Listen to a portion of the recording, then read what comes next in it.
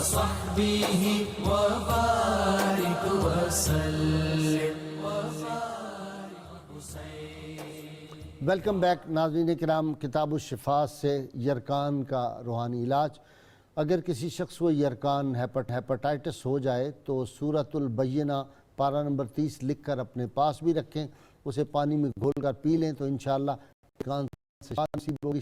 شرط یہ ہے اول و آخر 11 مرتبہ کوئی بھی درود پاک جو آپ وہ پڑھیں۔ سیدنا علی مرتضیٰ شیر خدا فاتح خیر ارشاد فرماتے ہیں کو اس کی ذات اور لباس کی وجہ نہ سمجھنا، کیونکہ تمہیں بھی رزق دینے والا وہی اللہ ہے اور اسے بھی دینے والا وہی اللہ ہے۔ ناظرین کرام، ایک جو دعا روز ہم کرتے ہیں کہ اللہ تعالیٰ سے دعا ہے کہ اللہ تعالیٰ ہمیں حضور رحمت عالمین صلی اللہ علیہ وسلم کی غیر مشروط محبت اور لامحدود وفاداری نصیب فرمائے، چونکہ یہی کام آنی ہے۔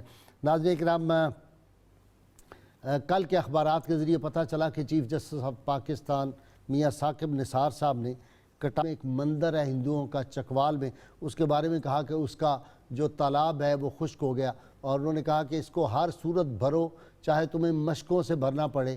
تو میری دوسری گزارش یہ ہے کہ سو نوٹس، اس سے بھی زیادہ اہم یہ ہے کہ داتا گنج بخش رحمۃ اللہ علیہ کے مزار پاک پہ جو جگہ ٹیکس لگا ہوا ہے نمازوں پہ، 5 نمازیں پڑھنے کا جو ہے 50 روپے جگہ ٹیکس ہے، اس کا بھی سو نوٹس لیں۔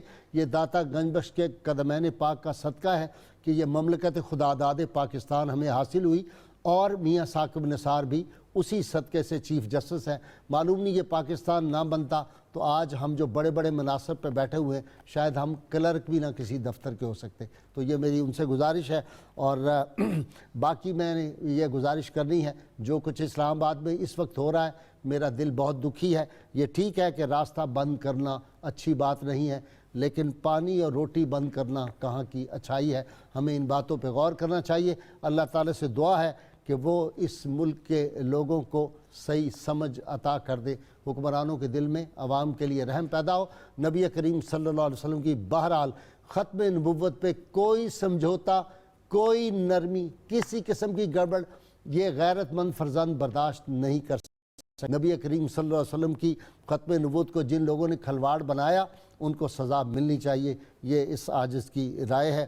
اور ناظرین اکرام، امام علی مقام امام حسین کی سنت تو یہ تھی کہ جو تھا وہاں پہ حر اپنا لشکر لے کے اس وقت آیا تھا، راستہ روکا تھا، امام علی مقام نے تو ان کو بھی پانی پلایا تھا۔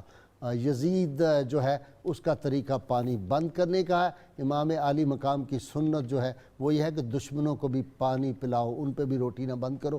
یہی سرکار مدینہ صلی اللہ علیہ وسلم کیا تھا جب ثمامہ بن اسال رضی اللہ تعالیٰ ایمان لے آئے، انہوں نے قریش مکہ کی گندم بند کر دی تھی، تو نبی کریم صلی اللہ علیہ وسلم نے ثمامہ بن اسال رضی اللہ تعالیٰ نے کہا نہیں، چاہے وہ دشمن ہیں ان کے لیے کھول دو، ان کو گندم پہنچاؤ۔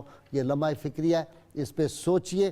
یہ جب مجھے خبر ملی میرے وہاں کنٹرول روم سے مجھے پتہ چلا کہ اسلام آباد میں آپریشن شروع ہے، تو سچی بات یہ ہے میں بہت ذہنی طور پہ ڈسٹرب ہو گیا ہوں۔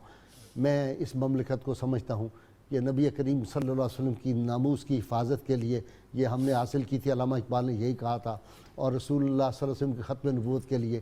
تو یہاں جو کچھ ہو رہا ہے یہ بس بہت دکھ کی بات ہے۔ نعرہ لگائیے پاکستان کا مطلب کیا؟ لا الہ الا اللہ محمد الرسول اللہ صلی اللہ علیہ وسلم۔